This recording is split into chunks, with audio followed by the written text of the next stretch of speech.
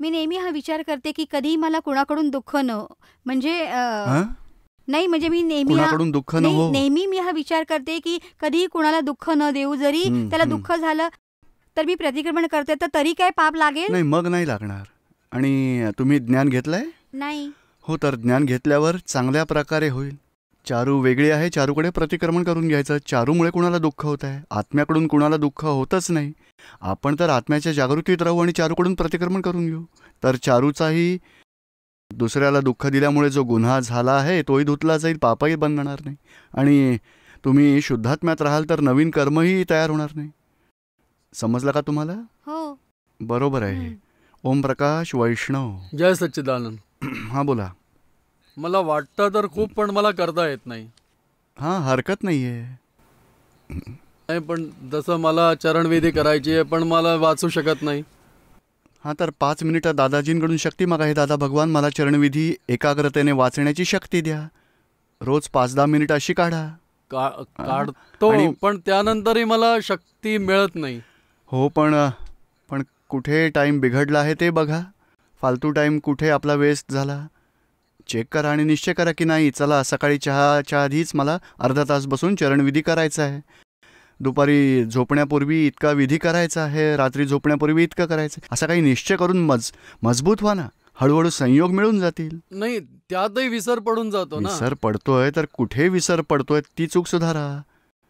किंवा बघा, मलाही टाईम नव्हता मिळत, पण नंतर मी सेटिंग केलं की आपण 2 ते 4 नंतर दुपारी झोपायचा टाईम असतो, 2 ते 3 झोपायचं, 3 ते 4 विधी करायचा. तो टाईम सेट झाला, मग डिस्टर्बन्स येत नाही आणि किती टाईमपासून असंच होत जातं आरामाने. आम्ही तुमचा निश्चय पाहिजे. हां, तुमचा निश्चयाचं ते बळ कमी आहे. पहा, कुठलं यश मिळत नाही त्यामागे आपल्या निश्चयाचं कमी बळ आहे. संयोग थोडे डिस्टर्ब करतीलच, पण तुमचा निश्चय आहे तर मग हळूहळू संयोग तुम्हाला साथ देतील. तुम्ही तुमचा निश्चय मजबूत ठेवा आणि 24 तासात आपल्याला एक 15-20 मिनिटं का नाही मिळणार? नाही, मी काढू इच्छितो पण एकदम मी शक्तीहीन होऊन जातो. नाही, शक्तीहीनता हे कारण नाही आहे. याचे इम्पॉर्टन्स समजत नाही आहे. चरणविधीचा इम्पॉर्टन्स समजून घ्या, महत्त्व समजा. हिचा इतका इम्पॉर्टन्स आहे जे आपल्याला कधी अहंकार, बुद्धी, कशा सगळ्याला संपवायचंच आहे. यात संपवण्याचंच औषध आहे. जो आपल्याला आत्म्यात राहायचा पुरुषार्थ करायचा आहे, आत्म्यात राहायची प्राप्ती, यासाठी या चरणविधीत शक्ती मागितली. जे आपल्याला आत्मस्वरूप व्हायचं आहे ते आत्मस्वरूप व्हायचीच भावना यामध्ये. तर हा सगळा संसार व्यवहारही पूर्ण होत राहील आणि आत्म्याची जागृती वाढेल. असं यात सगळी औषधं आहेत. 9 कलम, सिमंदर स्वामींना नमस्कार विधी, प्रार्थना इतकी पॉवरफुल आहे की एक कसंही अर्धा तास 1 तास काढा प्रयत्न करून. हळूहळू संयोग असे होतील ना की तुमच्याकडे खूप टाईम उरेल. 2-2दा विधी करू शकाल एवढा वेळ मिळेल तुम्हाला. आता निश्चय दृढ करण्याची गरज आहे. त्यासाठी काय करू दीपक? निश्चय दृढ करा आणि सिन्सिअरली पूर्ण करा. आणि एक वेळचं जेवण सोडा आणि त्या वेळेस विधी करा की नाही, जेवण नाही मिळणार, तुम्ही विधी नाही करणार. तर हे ओमप्रकाशला म्हणा, जरा जोरदार ढंगाने म्हणा. आणि 2-4 दिवसांनी तीच प्रकृती. मन कसं आहे, आधी ऐकणार नाही आणि ऐकल्यानंतर सिन्सिअरली पुढे जाईल, नाही का. ट्रेनमध्ये शिरण्यासाठी मन चंचल असतं आणि मन आत शिरण्या उतरण्याच्या वेळी अपसेट असतं. लवकर करा, लवकर करा. अरे, उतरण्यासाठी आणि चढण्यासाठी तर मनाचा हा धंदाच असा आहे. आपल्याला समजून घ्यायला हवं की या मनाला आधी तो चरणविधी करण्यात डिस्टर्बन्स करेल, तर त्या चुप गेट आउट असं करावं लागेल. एकदा विधी चालू केला तर नंतर तो सोडणारही नाही. मन असं आहे. आणि चरणविधी काही चूक झाली, हरकत नाही. अहो, 1-2 डोळे बंद करून पाठ झालेत तेवढं तुम्ही सगळं पुस्तकातलं वाचा. राहिलं तर मग समजून मग पुन्हा करा ते. दादा भगवानांचा बाईकवर चालतानाही मी करतोय. दादांची ते असीम जय जयकार, त्यामुळे काही त्रास तर नाही ना? हरकत नाही, करू शकतो ना. बाईक चालवताना, हो, गाडी ते स्कूटर चालवायच्या वेळेस, स्कूटर चालवायच्या वेळेस असं करत राहाल तर पण काही सिग्नल ऍक्सिडेंट न हो, लक्ष ठेवा. काय एवढं लक्ष, नाहीतर सगळ्यांचं शुद्धात्मा बघत राहा, जवळपास येतात ते. फ्री वेळेत असा जय जयकार करा, हरकत नाही. जय सच्चिदानंद. कमलजीत बग्गा. जय सच्चिदानंद. हा, बोला. दीपक भाई, ज्ञान घेण्यापूर्वी जे भारी पाप कर्म झालेत त्यांचे प्रतिक्रमण काही विशेष प्रकारने करायचे की जसे करतात तसेच? आता 2 प्रकारची पापं असतात. एक क्रोध आहे, मोह आहे, मान आहे, लोभ आहे, द्वेष आहे, हिंसा आहे, वैर आहे, स्पर्धा आहे, जेलसी, त्याला कषाय म्हटलं जातं. त्याचं प्रतिक्रमण तर सत्संगाने तुम्हाला जागृती येईल आणि दोष तुम्हीच स्वतः धुवू शकाल. आणि दुसऱ्या प्रकारचे दोष असे आहेत विषयविकाराचे. विषयविकाराचे दोष असे आहेत की जे आपले हजबंड वाईफचं रिलेशन आहे त्याच्याशिवाय बाहेर दृष्टी बिघडली, विचार बिघडले तर तेही तुम्ही स्वतः करू शकता. पण आचार बदलले तर आपल्याकडे आलोचना करावी लागते आणि त्यासाठी वेगळं होऊन तुम्हाला दाखवतात मार्ग की या प्रकाराने प्रतिक्रमण कराल तर मुळापासून दोष धुतला जाईल. आणि तेही ज्ञान घेतल्यानंतर कमीत कमी 2-3 वर्षाआधी ज्ञान दृढ व्हायला पाहिजे. तर जशी ज्ञानामध्ये स्थिरता वाढेल नंतर आपण आपल्या दोषांना धुण्यासाठी आमची शक्ती आणि जागृती वाढेल. मग तर 3 वर्ष तर आपण आलोचना नाही घेऊ शकत. आधी तुम्हाला स्वतःला मजबूत करा. नंतर ब्रह्मचर्याबद्दल 2 पुस्तकं आहेत, प्रतिक्रमणाची पुस्तकं आहेत, ती नीट लक्ष देऊन वाचा, समजा जोखीम दोषाची आणि नंतर विषयविकाराचे दोष धुण्याची किल्ली सांगू, मग दोष धुतले जातील. Why in achieving moksha a better thing in life than doing research of nature or prakriti? But how can you able to research nature and life and all this prakriti without knowing who are you? नाही, आता scientist जसे करतात हा, पण त्या अँगलने बोलतोय. हो तर करा. इटर्नल बोलत नाहीये मी. बरोबर आहे, एक्सटर्नल बोलतोय. एक्सटर्नल बद्दलच आहे. पण आपल्याकडे जी जागृती, जो प्रकाश आहे, पहा आता ही डिम लाईट तुम्ही काम जास्त करू शकाल की फुल लाईटमध्ये कराल तुम्ही? तर आत्म्याची लाईट मिळाला तर जास्त करेक्ट तुम्ही पाहू शकाल, जाणू शकाल, अनुभवू शकाल.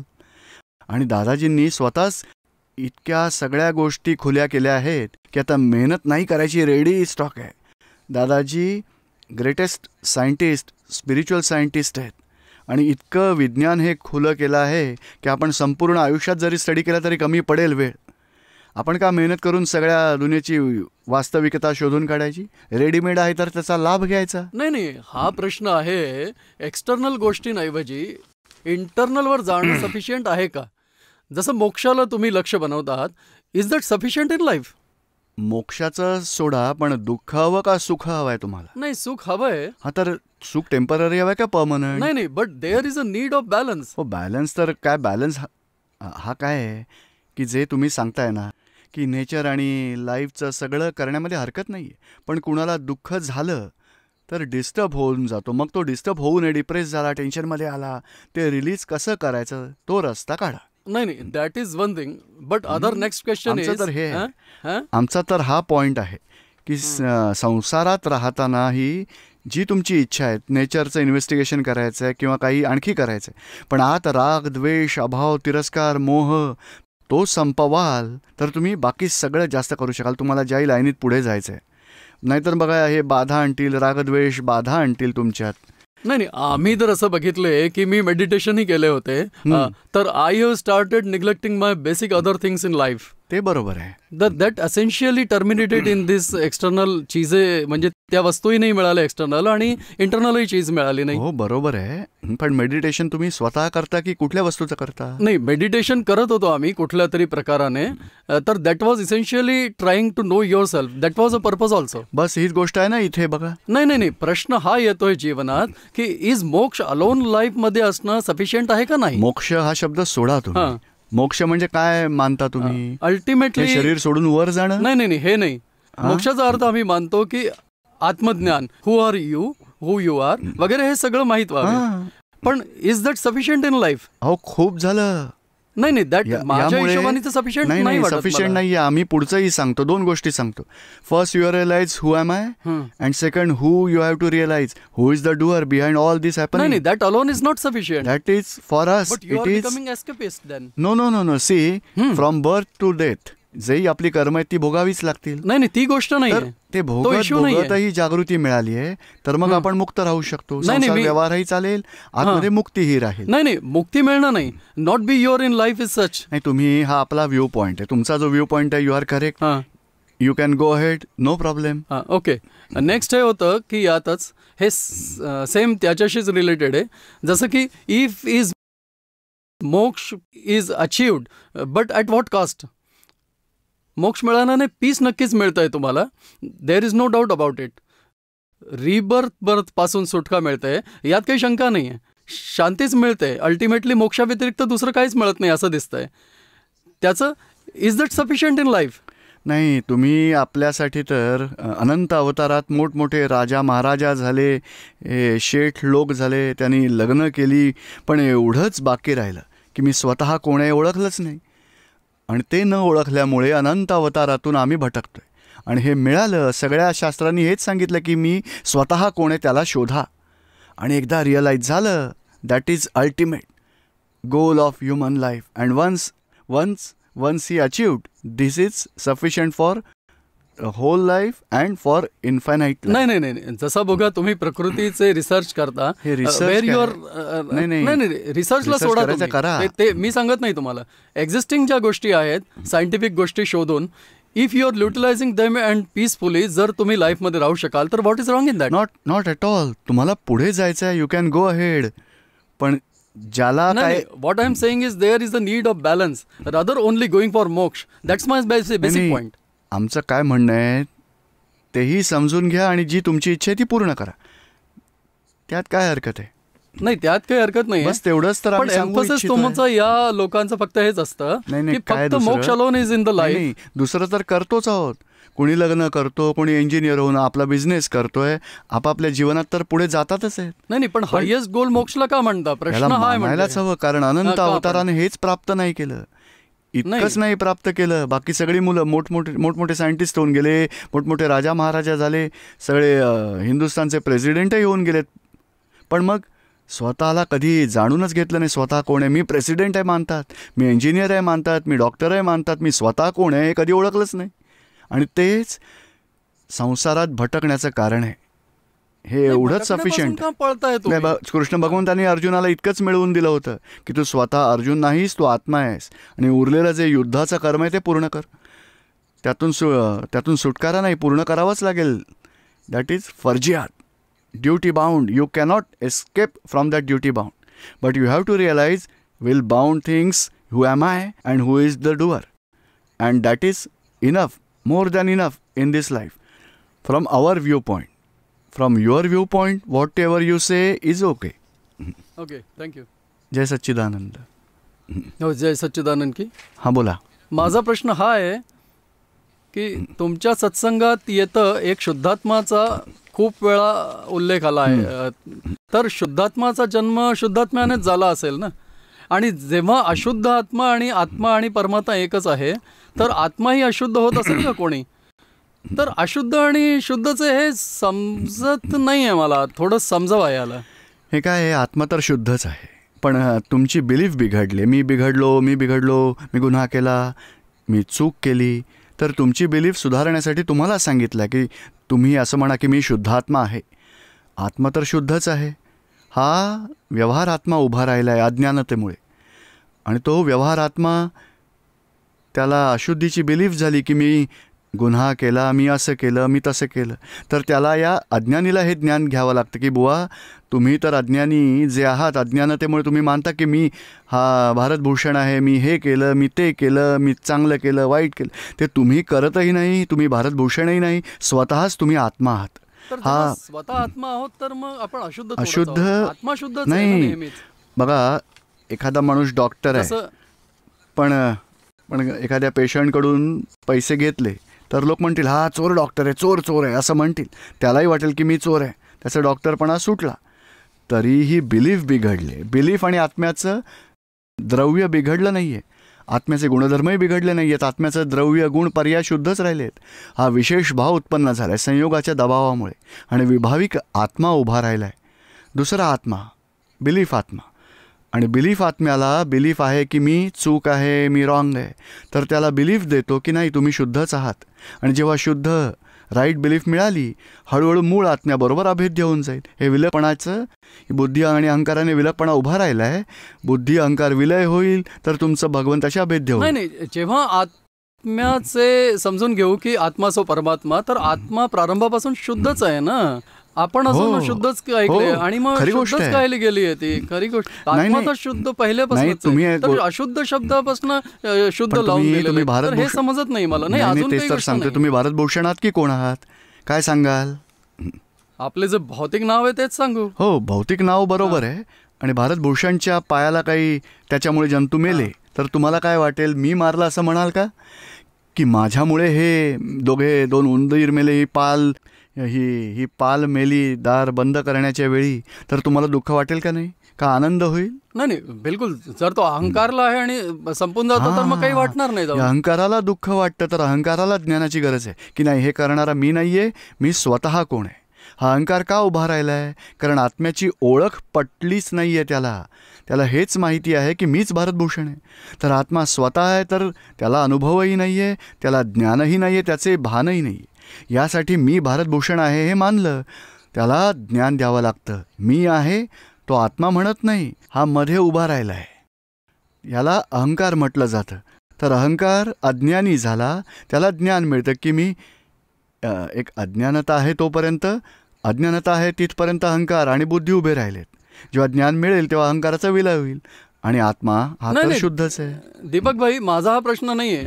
आत्मा स्वतः शुद्ध आहे किंवा जे काही आहे परमात्मा, आत्मा तर शुद्ध अशुद्ध बाकी काहीच नाही त्याचे. नाही, काहीच नाही. पण शुद्ध शब्द हे विशेषण आपण का लावतो त्याच्यात? आत्म्याला गरज नाहीये, तुमच्यासाठी त्याची गरज आहे. कारण तुम्ही हे मानता की मी भारतभूषण आहे, त्याला हे शुद्धीचं विशेषण द्यावं लागतं की तुम्ही भारतभूषण नाही आहात, तुम्ही स्वतः शुद्धात्मा आहात. हा भेद उत्पन्न झालाय बुद्धीमुळे. जसा की डोळ्यावरती दाब आला, एकाच्या जागी मग 2 दारं दिसतील.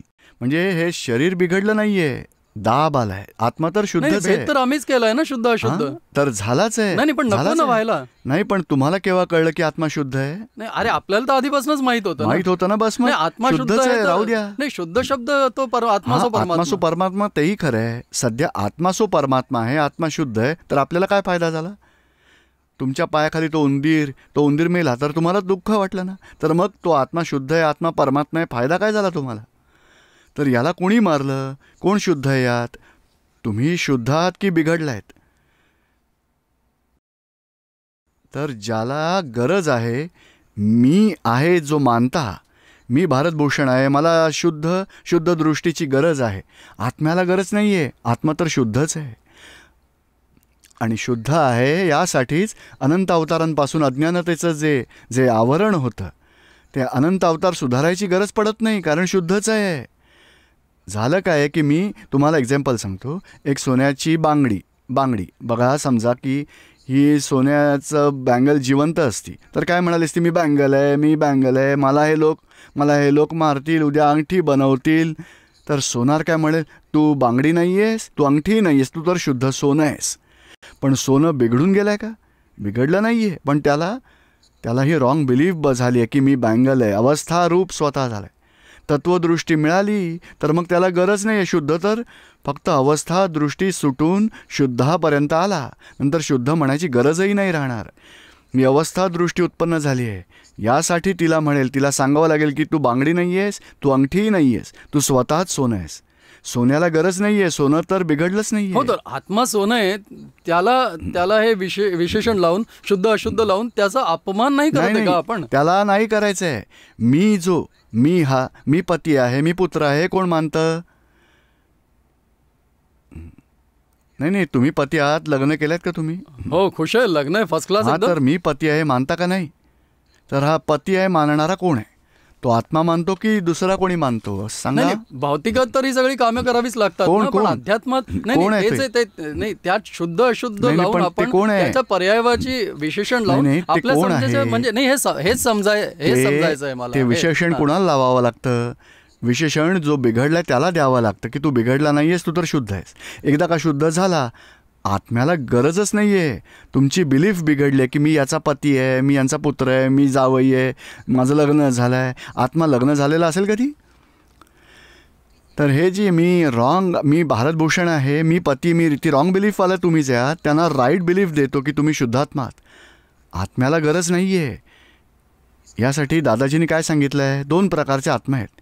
एक मूल आत्मा आहे, शास्त्रातही सांगितलं आहे त्याला मूल आत्मा, त्याला द्रव्य जीव म्हटलं जातं. दुसरा व्यवहार आत्मा, त्याला भावजीव म्हटलं गेलं आहे.